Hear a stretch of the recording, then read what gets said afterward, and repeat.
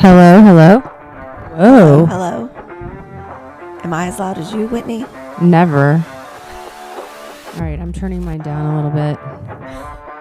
Then I'm going to be louder than you. Yeah, let me test this. Wait, Hold maybe on. turn yours up just a little bit. Hold on. Oh my gosh. Try again. Be sure and put that in the recording. I will. This is Every Widow Thing. Okay, everyone. It's Whitney and Holly here, and we were out on the town, just the two of us reconnecting at a Greek restaurant because we did go to Greece this summer. We went to Greece, so we went to the Greek restaurant Yes, in Austin. That's right. Hey, Yamas. and it lives up to its name. Shout out to Yamas. Oh, yeah. It was legit. It was authentic. And even cute Greek guys work there. Yeah, they did. You're right. We decided, because we were talking at the bar, and we decided, we should come home and record all of this. So hopefully it's as entertaining to you guys as it was to us. And we apologize to Kira and Lacey because they're not here and weren't even given an opportunity to be here. It's a Monday night, y'all. It's Monday. So it's been a while since we came to you guys, and I do recognize that there's a lull in activity for Every Widow Thing, but we're also trying to acknowledge that we need time with our families and all the shit that's going down right now, because even though your husband's dead, you still got to deal with the other shit. A lot going on. Yeah. So, did you do Christmas cards? Fuck no. Yeah, Lacey put a post on Every Widow Thing recently about the things that she doesn't have the bandwidth for anymore since Oliver died. And it's going on 13 years now for her, and she still doesn't have the bandwidth. And I feel the same. I mean, first of all, let's just be honest. Who really wants to do Christmas cards? Not me. No, it's a stress. Okay, I want to say I enjoy getting the cards in the mail, but I don't even enjoy getting them in the mail. I'm like, don't send Whitney a card. No. But send me a card. I want to get a card. Give everyone your address, Holly. But I was like, maybe I'll do a card this year. 5 minutes later, I'm like, no, maybe not. Okay, well, let me ask you this. So when Toby was alive and you were doing Christmas cards, were you into it then? Or did you feel a responsibility as a family and the matriarch of the family to do the Christmas cards? Well, I was kind of into it because Toby was boys. a designer, and we'd get the family photo, and then he would do all kinds of cool stuff. Make with it cute. So although we kind of switched to Shutterfly at one point. So yeah, it kind of became a chore. But you still did it. Not every year. I don't think we did it every year. I did it every year, and partly it was because Hunter had a list of colleagues and work people that he wanted to send it to. Yeah. And it was so frustrating because I'm like, if you want to send it to your people, then you can do it. Even on Shutterfly, I was stressed. I'm creative, but not in a design visual way. I have a lot of creative ideas in my head, but I cannot make it happen in real life. Like, I'm not. I can help you with. Yeah, you help me. But I'm just saying, so it was very stressful for me. So after Hunter died, I was like, what's the point? First of all, my family isn't intact. I don't want it. Well, yeah. No. Okay, let me ask you this, because we weren't friends before our husbands died. Were you one of those people that would send a note with the card saying all the things that your family was involved in that year? No, but I would, if it were people like in California, friends, I usually would try to write a little note. Just write, I wrote a note, Happy Holidays. Always. But I always wasn't did. And Sydney has started playing the Oh, violin. no. I was not a letter. No. Sometimes Hell no. Sometimes I think it would be hilarious if I did have the energy to do a Christmas card again, to write a real life letter. Like, hey guys, so this year I'm suffering from depression because all 3 of my children have gone to college, but one child is actually still a sophomore, even though she was supposed to be a senior. And another kid failed a couple of summer school classes. And I'm stressed about the future for all 3. You know, like it would be funny That would to be be funny. like a real life letter. And then you could have just a picture of you And then I'd be from like, your vacation. my Venmo is... Well, no, that's the thing that is annoying is like half the Christmas cards that I get. Well, first of all, with social media and stuff, do we really need Christmas cards anymore? No. Because I see what they ate for breakfast. Like I know. Well, some of them, there are, okay, I do have highlighted friends. Well, I mean, I highlighted. should Am say I highlighted? people. Am I highlighted? No, that I get Christmas cards from. And actually, one of these people I don't ever talk to, but I can't wait to get their card. Because you don't see them on social media? No, I just like what they do on their card. Because Like they're funny? I don't know. It's just a good photo or a good, I don't know. Like, but I mean, we're all sending photos of our kids constantly on social media. Not so much anymore because my kids have, I had to turn my social media to private because one kid was so worked up about his friends being able to see his baby photos. I'm like, who effing cares, dude? Anyway. okay, well, I want to tell a story about Christmas cards. So Okay, the other day I went and walked with a friend of mine. She has a friend who passed away I think it was a couple years ago. And she wasn't really close to the family, but she feels the need to send a card to them. Okay. Okay, so my advice was send the card because it makes you feel good to send a card and that you're thinking of them. Right. But write something on the card. Like, I'm, thinking of whatever her name is and just wanted to send you a card. You don't have to write. It's kind of cold if you're sending it to a family where the mom had died and you're not really close to the rest of the family. What's your advice, Whitney? I'm confused on the question. Okay. Say I have the perfect family where with a husband still in the picture. Okay. And then I have a friend who dies, but I'm not very close to the friend's family, but I'm thinking about them all the time and I want to connect with them. Right. They're on my list. I've always sent them a card. But it was always for the mom. Right. So my advice would be don't send them a Christmas card of your happy, perfect family. Send a card that just says, I'm thinking about you guys. And Well, I know think she's this Christmas, done that, but well, then you don't like my advice. she was just wondering, do I send a Christmas card?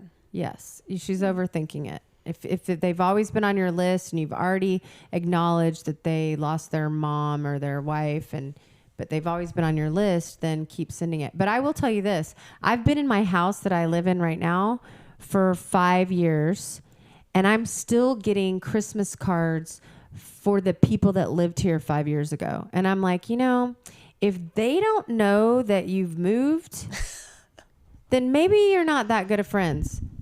So for a while I kept them and Why? contacted the woman and said, hey, you've got some cards Really? here. But now I That's just so write nice. return to sender. Yeah, that's what I would do. Sometimes I throw them in the trash. Well, mean, at this if I'm being point, throw them honest. in the trash. But 5 years later, come on.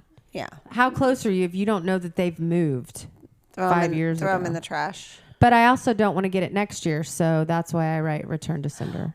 Right. I think last year I threw them in the trash. This year I'm writing return to sender. How many do you get? I mean, it's not many, maybe like 5. But I still get a lot of mail for the people that used to live here. But that's a whole other story. Well, let's talk about the holiday funk. We're both 7 years in now. How are your holidays? How are you feeling this year? I think I'm busier this year, and the fact that it's such a short time between Thanksgiving and Christmas makes it all Easier? go by faster. Yeah. Yeah. Which is harder in some ways and easier in some ways. But my boys are older too, so I think I'm that not makes a like big difference. It's not the same as like when the kids were younger and if your husband's dead and you're putting the toys together by yourself. Yeah. So I do think that's easier. And I don't feel the need as much as I did in the beginning to like make this the best Christmas ever, you know? And I think that's also because it's been 7 years, but also because they're older. Yeah. But I've let go of that. Has to be an amazing Christmas so that they don't, as if they're going to forget that their dad died. I think it's easier. I'm not in the funk that I normally have been in. I'm not really either. But like you brought up a good point because you're working now. You work at Wendy Wells Jewelry Store. Shout out to Wendy.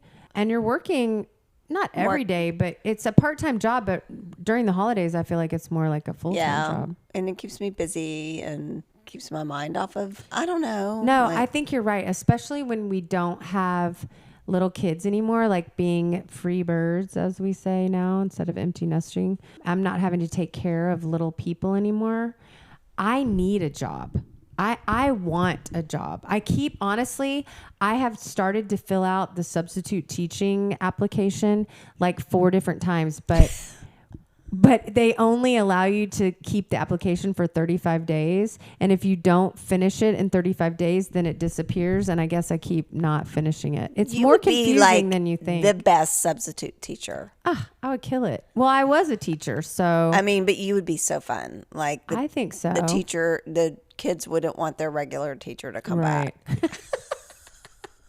But I've noticed for myself, especially in this time with empty nesting, it's fun to go, I'm just going to travel and have fun, but there's no purpose in that, you know, like I can find purpose in travel and fun. But you're not doing it all the time. I mean, look, I've been on some great trips. You and I went to, I started as soon as the kids left. I mean, I started very quickly. I went to North Carolina with some friends, and then you and I went to Greece, and then I came back and I went to Fredericksburg, and then I went to Guatemala. You're just the travel queen. Yeah, but there's still time in between those moments. And even, you know, when I have things planned, it's not fulfilling. I'm like, when you had kids, when you had a husband and kids that you were taking care of, it's exhausting, but it gives you purpose. And now I'm struggling with like, what's my purpose? Because I could literally sit here on this couch that we're sitting on right now and be on my phone for 8 hours. Well, and you're getting up in the morning to work out at 8. So okay, let's say that. You and I work out tomorrow at 8 a.m. and then at 9 a.m. I come upstairs and I could get on my phone. And I can be on my phone doing nothing, by the way, and then look up and it's 1 p.m. And I'm like, holy shit, I've done nothing. You do more than that. You do not sit on your phone for that long. Dude. You're right. You're like doing things with your mom. Sometimes anybody who's been on their phone can understand this. Like, time goes by, like you're just scrolling through cat videos and all of a sudden 2 hours have gone by. I'll do that in the morning before I even get out of bed. Yeah, and all of a sudden, I know, because you send me stuff. Yeah, I do. And it's hilarious and it enriches your life. But my point is, you having this job, even though, and I have another friend who's divorced and she had to get a job, you know, to pay her bills and everything. And she's resentful. Why are you laughing? She had to get a job to pay her bills and stuff. Right. But she's resentful of it. And I'm like, I try not to say too much because it's annoying if you have that positive friend all the time. But I'm like, dude, I'm jealous that you have a place to go. Like, that forces you to get up and get dressed and get out. Is she resentful because she doesn't like it, or? Yeah, she doesn't want to be working, I think. And she definitely doesn't really like the job itself. But well, that's the whole thing. You have to find something that fills your bucket and makes you right. happy. But for most people, their job is not it. Like my son said the other day, Cause I go, what do you want to, like, what are your plans? Not to stress you out, but like, do you know what you would like to be doing? And he goes, no, I'm assuming that I'm going to hate my job and I'm just going to try to make a lot of money. And I'm like, that's really sad. No, I tell my boys. I didn't say that to him. He just said I that. know. My whole point in this rant was that as much as you may think, oh, I wish I wasn't working so much. Or if my friend was thinking, oh, I wish I didn't have to work. The truth is, when you have no husband and your kids are all gone, it's not very fulfilling just to go on trips and lunch every day. Like, you still want some purpose in your life. Yeah. And that's why when we talked about, you know, how to find your people, and I was saying volunteering or, you know, I mean, I think it goes for across the board, even like people who still have their husband that are free birds or in similar situations. Yeah. Of not knowing what to do with their day. But back to the holiday funk, you're not feeling it because you're busy. I'm not saying I'm not feeling it. I'm just trying to plan some fun things. So what? we're gonna go out on a boat with some friends. Oh. Surprise the kids In Austin? And see the lights. That'll be fun. Well, this all started with Mozart's, and Right. you can rent a boat and go through the light tunnel, and then go see Mozart's. There's a new light tunnel on the lake, and then they take you around and see like lights on the lake. Oh, that'll be fun. But it's kind of expensive, and it's only an hour and a half, and they don't let you bring your own drinks or But is snacks. there a bar on No. What? No. Okay, so you're gonna do a Trying to boat just do ride. some fun, different Yes. things. I need some things to do. I thought of bowling. Pretty sure no one's gonna want to do that. This is what I'm struggling with is, and I feel like if Hunter were here, he would force it more. Whereas I'm like, oh, they don't want to do it. Never mind. Whereas Hunter would be like, no, we're doing it. You know? Yeah. And I'm struggling with that. And I have one kid at home right now for Christmas break, and the other kid is coming home later this week. And I know I it's already started with the one that's already home. He's in his bed all day. Well, it's kind of a hard age because it's like some of them are over 21, some aren't. Like, Yeah. so I've thought about doing some of the fun pop-up Christmas Bars. Stuff. Yeah. I thought of Monopoly. I'm super fun. Bowling and Monopoly. But I'm trying to do family stuff. Like, well, and that's good. That's fine. We hope you have a great holiday season. It's not easy, no matter what stage you're in. You're not alone, and there are things that you can do to help get you through the season. Yeah, don't isolate Volunteer. yourself. Yeah. It's hard in the beginning. It gets easier. It really does. I mean, it's crazy to think where we are now versus where I was the first and second, even third year. It's interesting for me. I'm kind of going back to what we did. This is maybe the first year that I've gone early to my sister's. The first year we went to Mexico. First year without Toby, we went to Mexico. And then I just didn't, it was hard for me to be around like the same. The group that you were always with Toby. Happy. Yeah.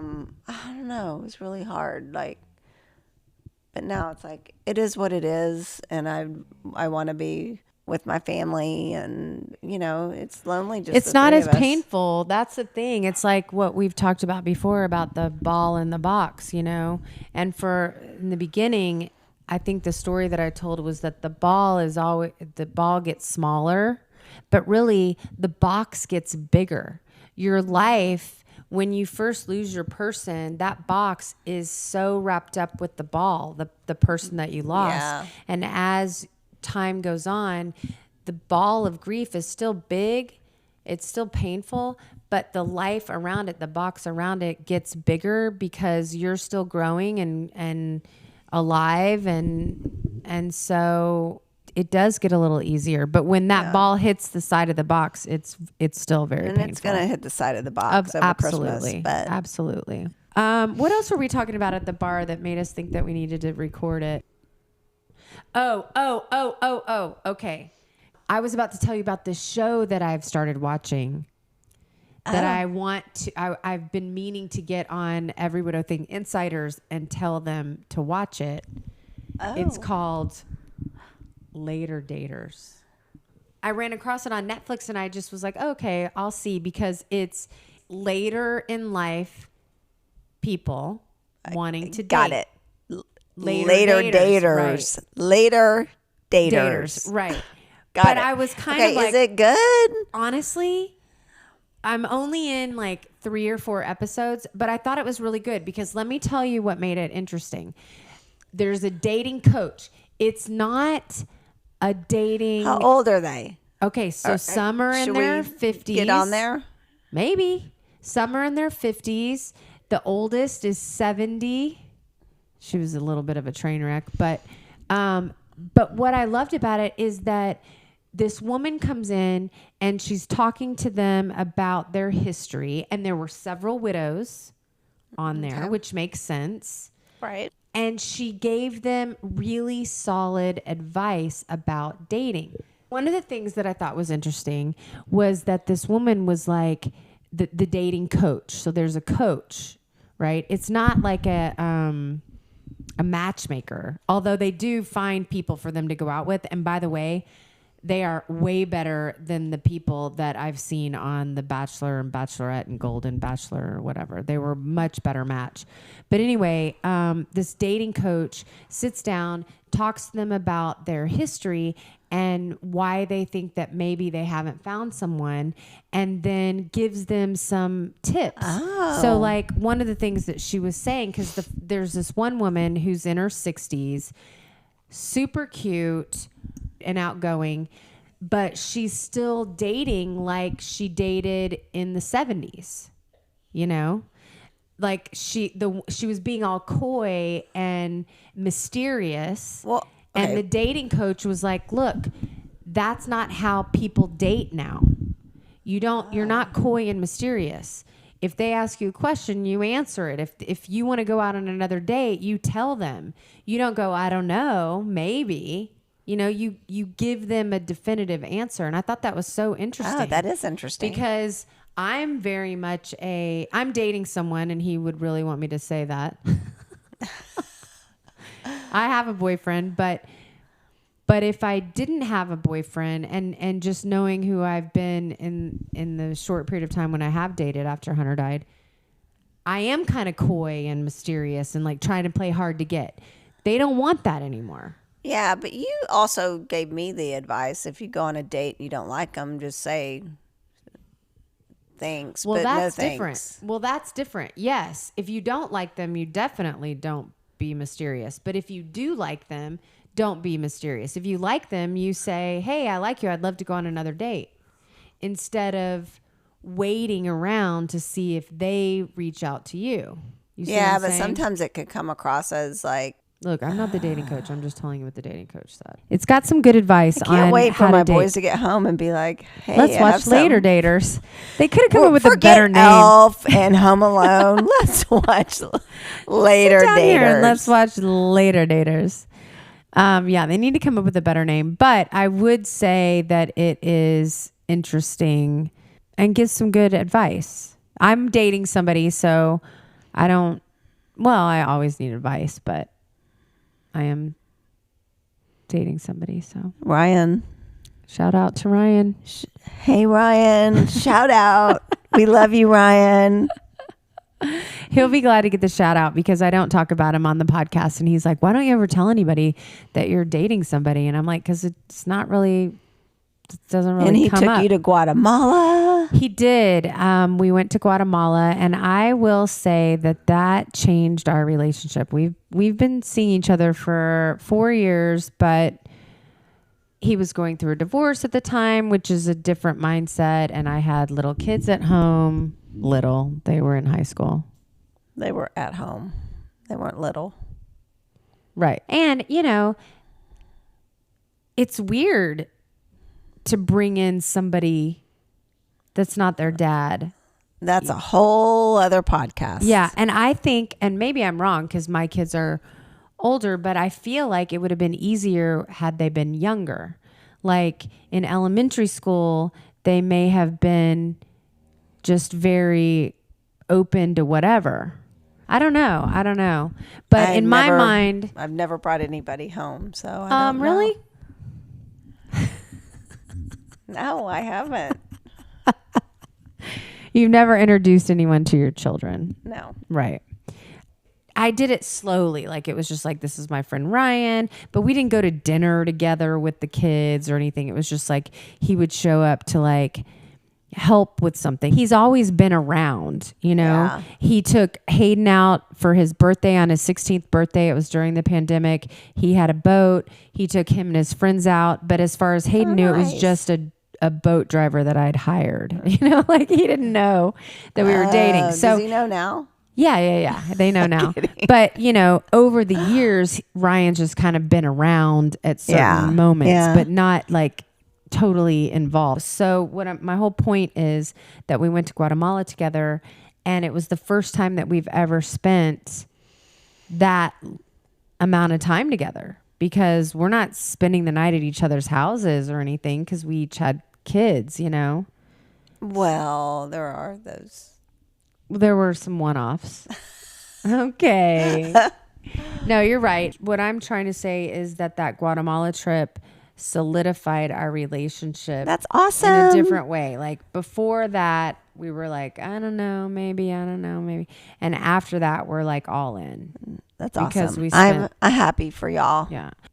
Anyway, later daters. Back to later daters. All right. Anything else that we should address as far as life now, holidays? I know we went from holidays to later daters to Ryan. At least we got Ryan in there. Yeah, I might cut it out. No. We'll see. We want to stay on theme. We never stay on theme. That's true. We don't have to stay on theme. Makes it funny. Right. Interesting? Maybe not funny.